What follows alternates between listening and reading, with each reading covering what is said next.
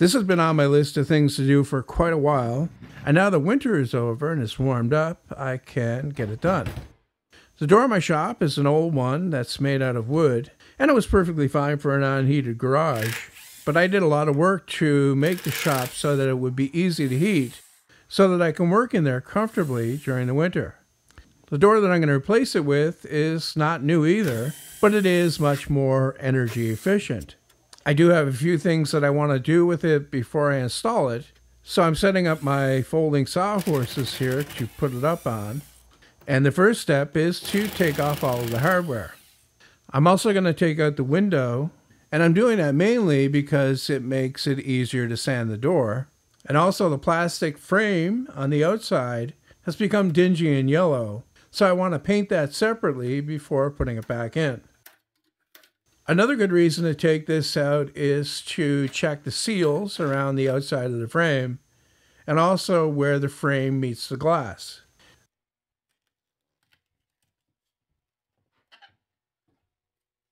I want to paint this door before I install it, so the old paint has to be roughed up before I do that.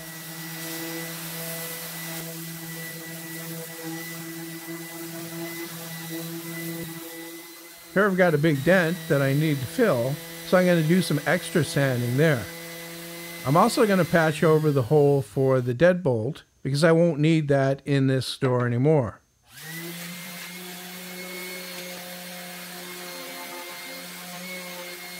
And I'm going to do that with a piece of thin sheet metal. And to fasten it, I'm going to use self-drilling screws, except I'm not driving them all the way in.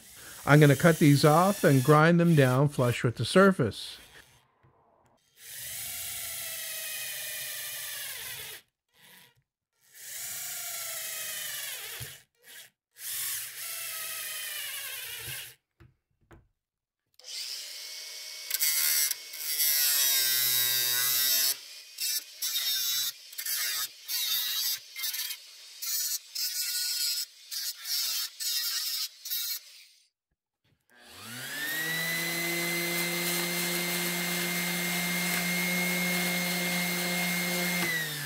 Next, I need to fill this up and cover the patch. And to do that, I'm going to use auto body filler. You mix up the two parts, and in about 10 minutes or so, it's going to get hard, so you don't have a lot of time to mess around with it. Normally for something like this, I would do it in 2 coats, but I want to get this done, so I'm just going to overfill it and sand off the excess.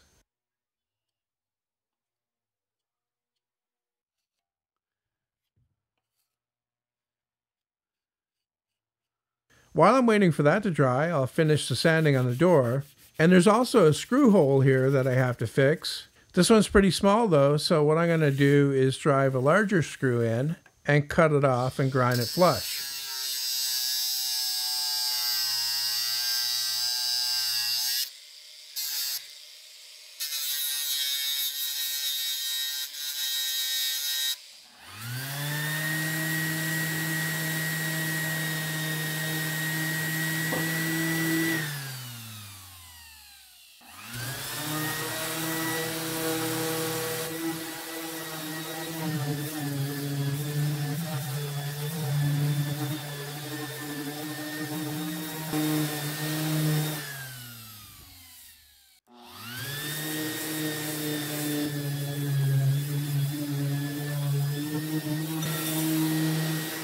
With the holes patched and the filler sanded on the blue side, I can get the door flipped over again and patch the holes on this side. First, I want to get some insulation inside that lock hole, and I probably should have done this before I put the insulation in, but I need to sand around that hole as well to make sure that the filler sticks.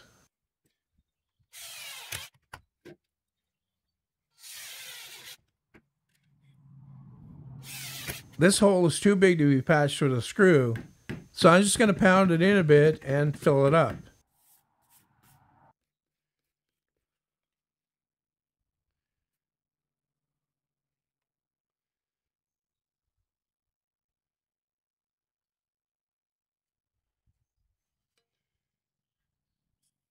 Again, while I'm waiting for that to dry, I can finish the sanding on this side. Except this side of the door was never painted, still has the factory primer on here.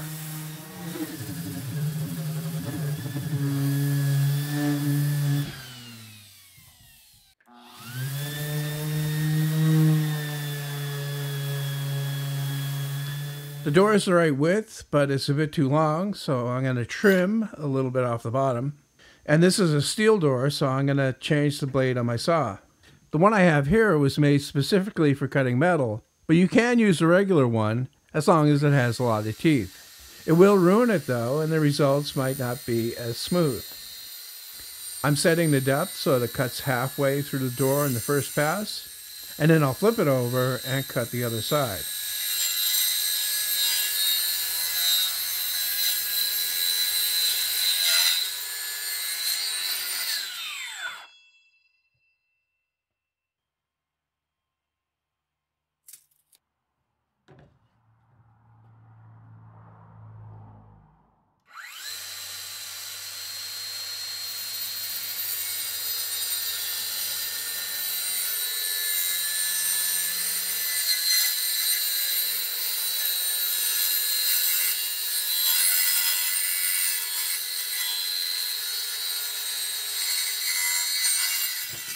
This door is filled with foam insulation, but has wood in the bottom to make it stronger.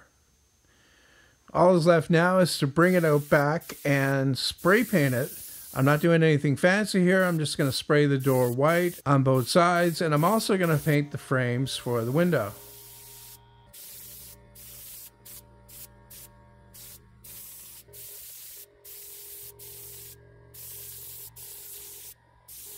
To hang the door, I'm going to hold it up and fasten the top hinge first, and then I'm going to line up and screw on the bottom one and then the middle.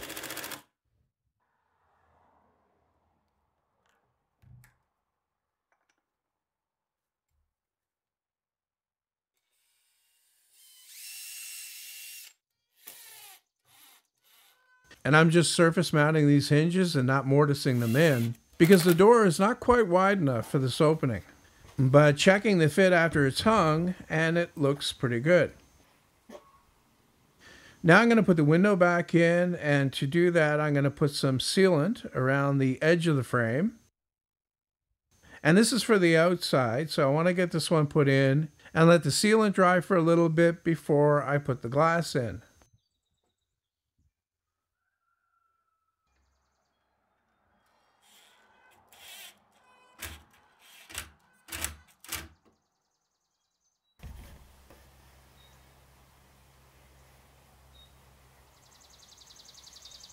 In the meantime, I can make a new sill for the door.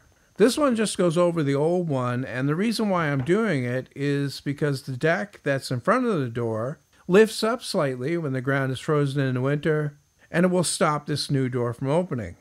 And that's also one of the reasons why I had to cut the door.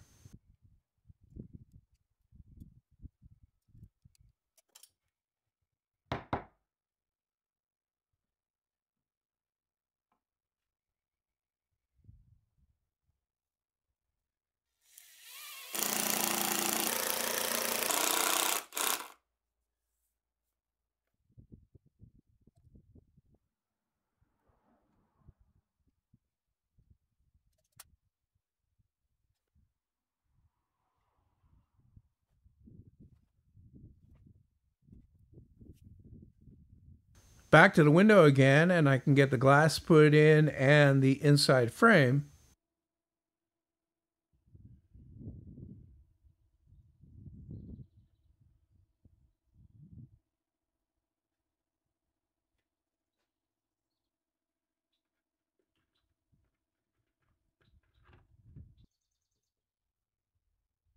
And I made a drip cap to go above the door, so I'll get that put on as well and get it painted.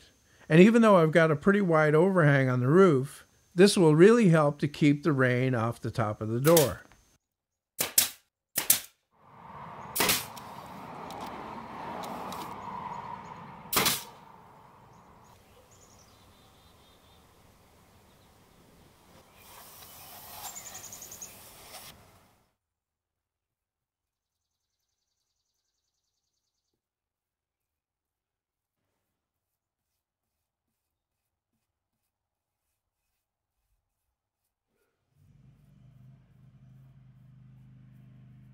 To close the gap at the bottom of the door, I'm going to install a door bottom, except the one that I bought doesn't seem to fit.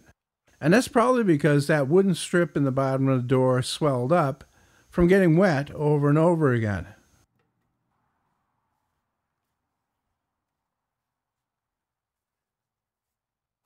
Anyway, to fix it, what I did was I cut off one side and I took the door off again to screw it directly onto the bottom.